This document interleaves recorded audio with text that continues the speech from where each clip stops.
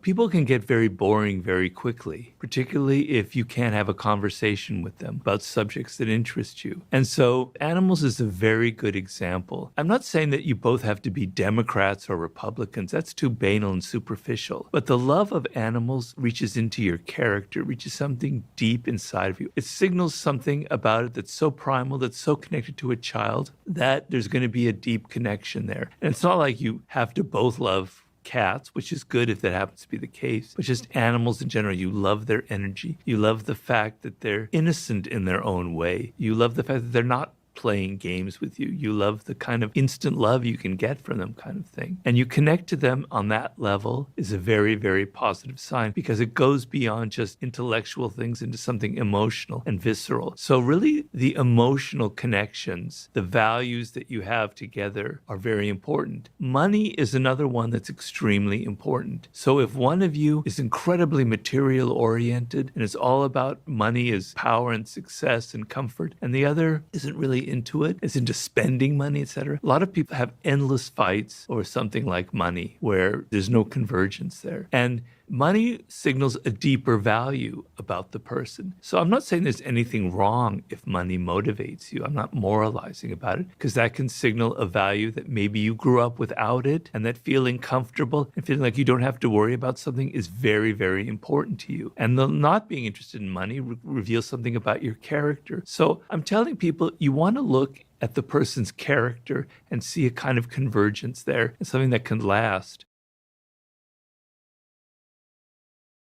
People are dying to be taken out of their lives, out of the banal day-to-day work, and to be taken on a ride. They want enchantment. They want some drama in their life. They want pleasure. I talk about in the book, it's like a child. Seduction is reaching the child of everybody. And when you were a child, you were 1 year old, what was the greatest pleasure you had? It was being picked up by your father, your mother, and kind of whirled around and taken everywhere and lifted and twirled, etc. The sense that someone was taking you somewhere and you were under their control made you laugh. It gave you this incredible pleasure. And that's what happens when you see a movie and it takes you on this journey where you don't know where it's going, what's happening next. People don't have enough of that in their lives.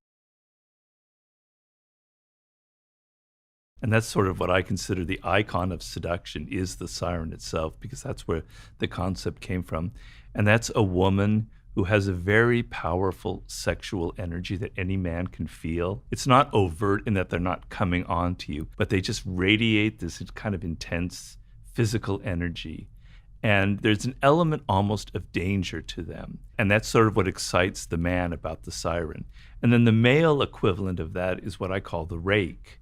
And the rake is a man who has an intense interest in women. He loves women to an incredible degree. It like obsesses him. But he can never be satisfied with one woman.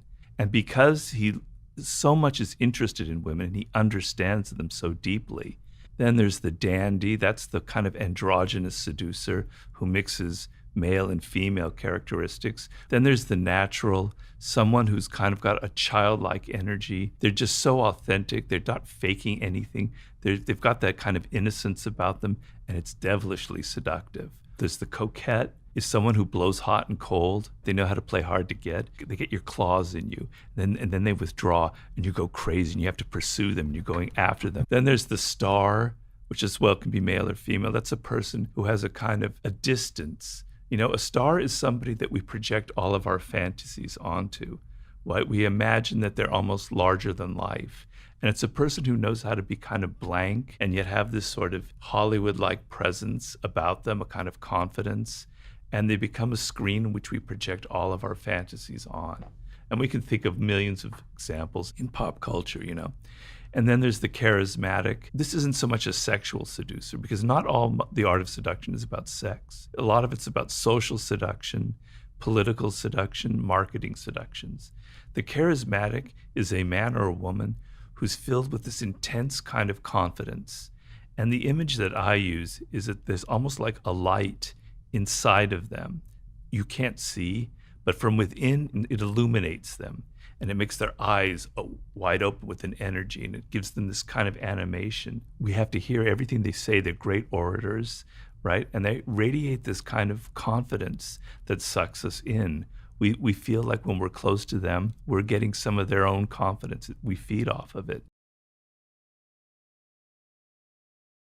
I just want to get men out of the mode because we are so goddamn analytical. It's such a problem that reading a book, reading a text, having algorithms is the only way we can think. Get the fuck out of there and pay attention to the person. Develop your mirror neurons. Develop your observational skills. Develop the human part of you that observes and feels what the other person is feeling. If you depend so much on things that you've learned from the Art of Seduction or from a book, it's going to make you a bad seducer. But to the degree that you can click into those human qualities that we all possess, where you sense the emotional tone of the other person, you sense what their vulnerabilities, you sense what they're missing in life. Yes, maybe 60% of women are missing a similar thing that there are patterns to, and maybe reading about it can kind of click that into you. Okay, fine, I'm not going to say that that's all bad, but the main thing you want is to be getting out of your head and into your emotions and into observing and into feeling what the other person is feeling and not being so head-oriented and not being so analytical.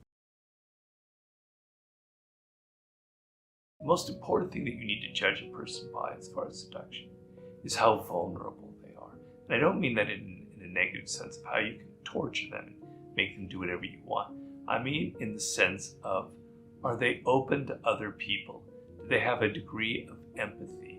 Are they able to kind of feel what other people feel? Do they have a sort of sensitivity to them? Or are they so insecure? A lot of men would come to me with this problem right after I wrote the book, which is, I'm always thinking about what I should say, what I should do in this situation. I'm in a bar, I'm meeting her for the first time. You've got to flip the script. You've got to stop thinking of yourself, about your insecurities, about what you must do, about what you must say, about your behavior, about how you look, and you must focus on the other person, on what they want, what they need, on what their world is like, and what their spirit is like.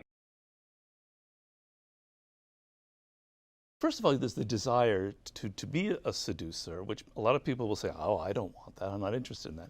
And what I'd say in the book is, remember the time that you experienced probably in your life when another person had fallen in love with you, and you sensed that you had power over them, that they were under your spell, that the things that you said excited them and interested in them. The walls, the resistance that people normally have are so frustrating. You can't reach your kids, you can't reach your wife, the people at work, they're closed to you. And in that moment when someone had fallen in love, that wall came down and you had this sort of back and forth electricity. It's amazing. You love it. It's powerful. It's great. You want that. You don't want the sexual version of it in your office, obviously, but you want to be able to persuade, to get people to lower some of their usual walls and resistance to you.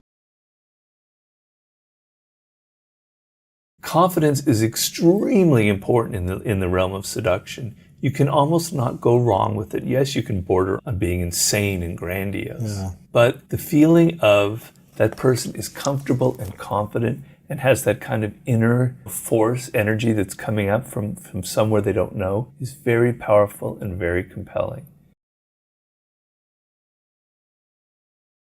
If you're the pleasing type, which is your whole strategy in life is pleasing other people, getting them to like you, it doesn't come from a place of security. It comes from a place of deep, deep insecurity. You don't understand really who you are, and so you can't control it. And so you're always trying to please people. We can sense, we can smell people's insecurities. And when it comes to like seduction between men and women, women have a sixth sense of they can smell an insecure man. They can smell it in you. They can smell it in all kinds of ways. And trying so hard to please and trying so hard to be nice secretly indicates that you're actually very weak inside and is very much a turnoff, is very anti-seductive. And so you want to be nice, but you want to be strategic about it. You want to know, sometimes I don't want to be nice. Sometimes I want to create boundaries. Sometimes I want to pull back. I want the woman to know she can't take me for granted. I'm not interested in her. The moment you show her that you're not interested in her, she's going to be much more interested in you. You're willing to play a little bit that tough part of it. You're in control. You're strategic. You know when to use absence and when to use presence, when to text them and call them and when to disappear for a week or so and make them feel like they can't take you for granted.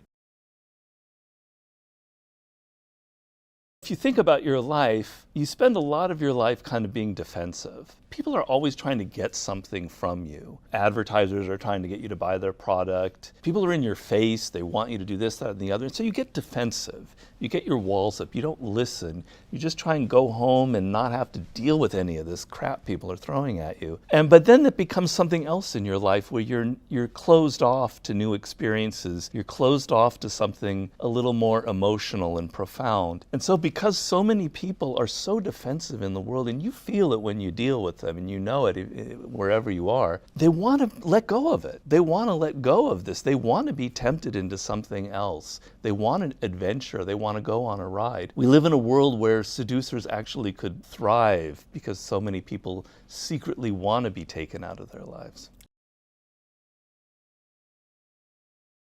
Vulnerability is seductive, but insecurity is anti-seductive. And there's a big difference. If I can define seduction in simple terms, most of the time we are closed to the influence of other people, particularly now. We have these walls up because life is harsh. People are coming at us with their advertisements, with their pleas, with their wanting money, with this, that, and the other. And we've all learned to be very defensive. And seduction is an openness, is the opposite of that. And you felt it when you were a child towards your parents. You felt very vulnerable and open. And there was an element of your parents and how they treated you that was very much like a seduction. So seduction is about being open to the other person to the extent where you can even fall in love. You can fall under their spell. And the sense of letting go of your ego, letting go of your defensiveness, and letting another person enter your world is being seduced. It requires vulnerability.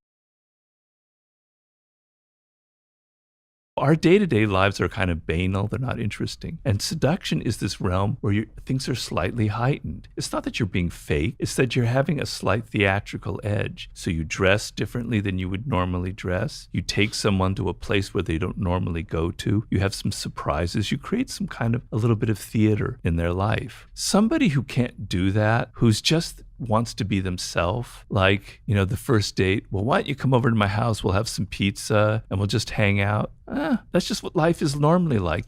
Let's go someplace special, let's go someplace different, surprise me, take me somewhere where I've never been taken before. Seduction is about effort, and it doesn't matter what the effort is. If you show the other person that you care that deeply, that you're going to do something that took some thinking, some time, that means you're thinking about them, and we read those signs in a nonverbal way. Believe it or not, some of those early dysfunctional relationships with your parents are charged with this kind of sexual energy. And so you'll find yourself attracted to the very man or woman who's going to hurt you. Whereas the man or woman who is good for you, there's no kind of sexual charge. You are actually more attracted to the person that has these damaged qualities. Why is that? Because you get to relive some of those early traumas. And so the problem that will happen, that the person who is good for you, that's actually caring, that will mesh with you, that physical charge maybe isn't as strong. And that's a problem, right? Because you want to have that element. But you need to be aware of this. You need to be aware of the fact that some of the people that you're most attracted to, you're not attracted to just because of their sexy body or whatever it is. There's also some kind of issues you haven't worked out from your early childhood that are at play in that relationship and that are going to cause you a lot of pain. The seducer is someone who has a kind of playful, open attitude. They're not someone who's judging. They're not moralistic. They're not going, you're bad, you're good. They're kind of open, non-judgmental. They give a lot of themselves. They want to please the other person. They want to get that other person to open up to them. So the anti-seducer is the very opposite of that. For instance, being generous with your time or with your money is very seductive. So if you're on a date and you're kind of worried about the money or the expense, that's an anti-seductive sign. Like, oh, the woman or whoever, I'm not worth that money. I'm not worth going to a nice restaurant. I'm not worth the expense or the effort. Tightness is anti-seductive. Openness, open heart, open spirit is seductive. So any kind of tightness or rigidity or closeness is very, very anti-seductive. Talk to a man about himself, and he will listen for hours. Yes. Yeah, Benjamin Disraeli is one of the greatest seducers ever. I mean, absolutely brilliant. First of all, consider this. He was a dark-skinned Jewish man in England who became prime minister. And imagine the prejudice against somebody like that in a country like that. How did he ever do it? Because he was a charmer, a seducer. He could seduce the birds out of the trees. He seduced Queen Victoria. She was madly in love with this dark-skinned Jewish man. And the whole art of it was, for Disraeli, was to make the other person feel like they were special, they were brilliant. There's a quote I have in the book, I'm not going to get it exactly right, but there's this woman who said, after sitting next to Gladstone at dinner, I thought he was the most brilliant man in England. After sitting next to Disraeli at dinner, I thought I was the most brilliant woman in England. What is the major complaint that people have, particularly women, but men also, who've been in a relationship for 3, 4, 5, 10 years, is that there's no more magic left. There's no more enchantment. You know the other person so well that there's no mystery left. They take you for granted. You see them every day doing the same things. So seduction is something that still goes on even in a relationship, even after you've been together for several years, where you don't have to do it every day because it gets tiring, but every week or month or so, you do something, you re-seduce the other person. You show that there's still something they don't know about you. You reveal that there are depths to you and things that they never figured out before. There's still an element of mystery. There's still an element of drama. You're still putting in the effort to take them to a place that they've never been to before. These are things that we don't have a lot in the world today. We don't live in a world with a lot of that kind of enchantment. Things are very direct and brutal, and I think people have this need.